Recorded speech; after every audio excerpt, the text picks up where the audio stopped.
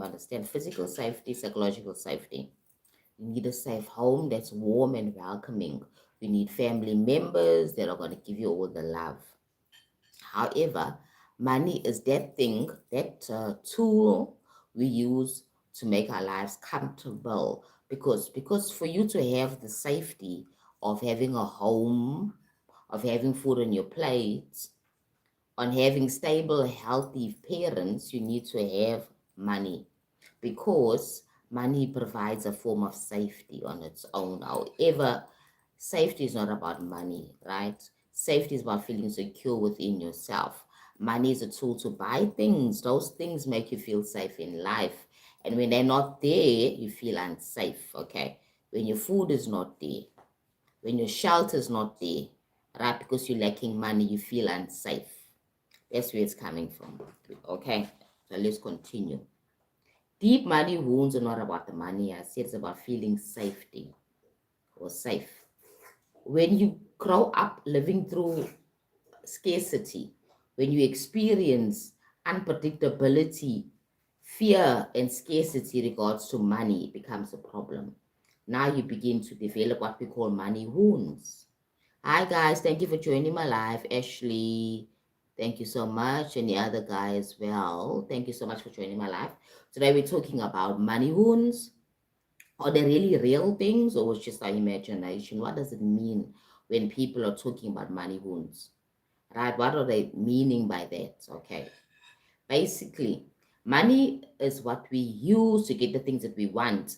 And we don't have those things because we're lacking money, we're feeling unsafe. Okay. So that's why money is linked to the first chakra, the base chakra, and also your solar plexus as well. Okay. So you're feeling unsafe, you're feeling ungrounded. So when you have a home and you have food, you're feeling safe, right? You're feeling anchored, you're feeling taken care of.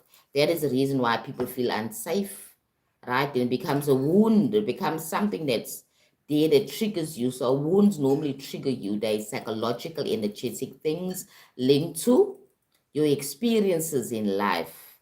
Okay, it's psychological. It's not something physical, it's psychological. We cannot see these wounds, but they play out in our lives. When we get those triggers, then we can say, okay, I have a wound.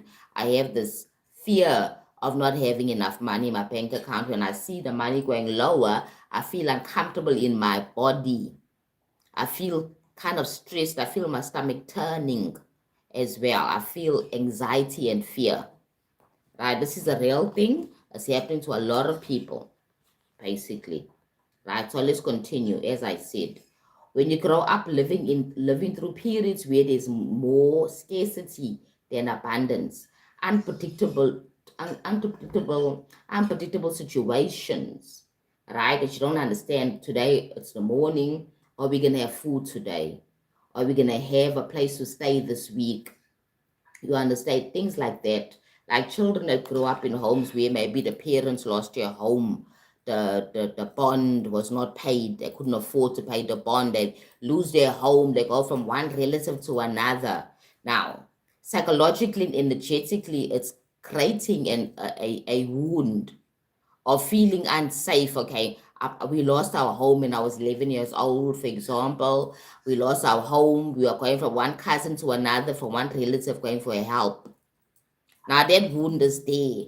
Now I've listened to Tony Robinson's story about his first experience as a child when his father was offered money, was offered some food for Christmas or something like that. They came with a turkey, or was it Thanksgiving? I'm not sure. But they came with something to the house to give him, to give the family. But because the father had huge money wounds, and he felt like somehow it's an insult when another man comes to him and knocks on the door and gives him food to feed his children. He felt like he's useless, that that he's not man enough.